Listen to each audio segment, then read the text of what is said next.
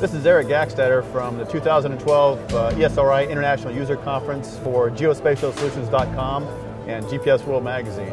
Here with Steve Colburn, Sales Director of the U.S. for Laser Technology. Steve, how's the show been and what do you have for new products? It's been great, Eric. I think we had our best day, first day ever yesterday. Is that right? Show here, yeah.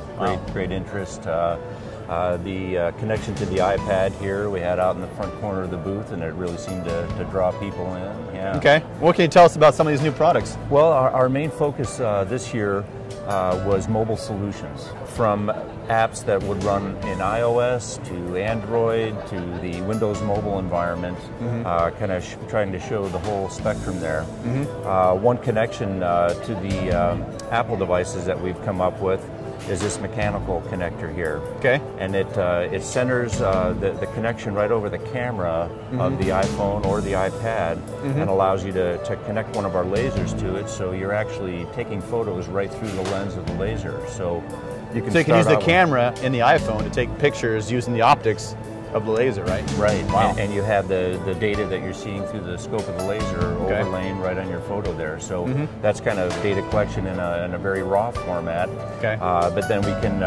we can run an app then to collect not only the image, but also all the laser data as well. That'll come through azimuth, inclination, distance. You can store that with some attributes and that kind of thing. So a little bit better connection to a GIS. So this would be an iPad version of this, right? Right.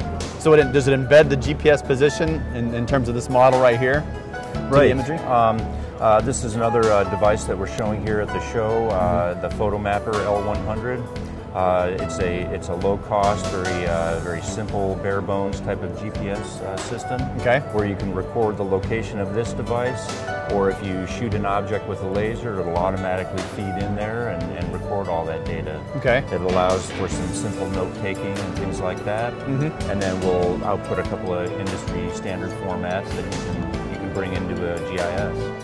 What's the interface between the GPS receiver and the laser? Is it Bluetooth or is it wired? Right, Oh, yeah. So this is just a mounting bracket right here. Right, yeah. We try to just go Bluetooth whenever we can. Yeah. Right. So this is a new product at the show this week? Right. Yeah. Fantastic. Yeah. As well as the iPhone, iPad adapters. And we've got our Laser GIS extension for ArcPad that we're promoting here to tie in with the Esri products, as well as the Esri mobile products for both Android and iOS and Windows Mobile. They have extensions now for the laser for doing the geometry collection.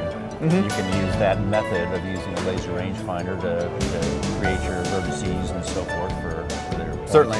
And again, used by your typical customer base, utility companies, infrastructure mapping, that sort of thing, right?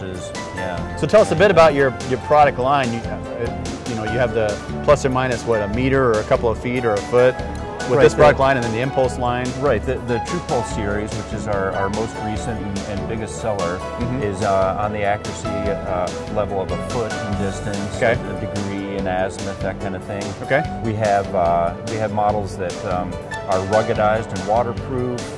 We have models that eliminate the compass and drop the price down a little bit if a user just needs distances and heights and that kind of thing. We also have our True Angle product. A compass can have its limitations. You're working around ferrous objects and things like that.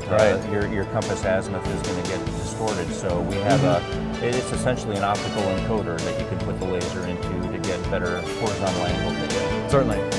Fantastic. Very good, Steve. Hey, I appreciate it. You bet, Eric. Thank you very much.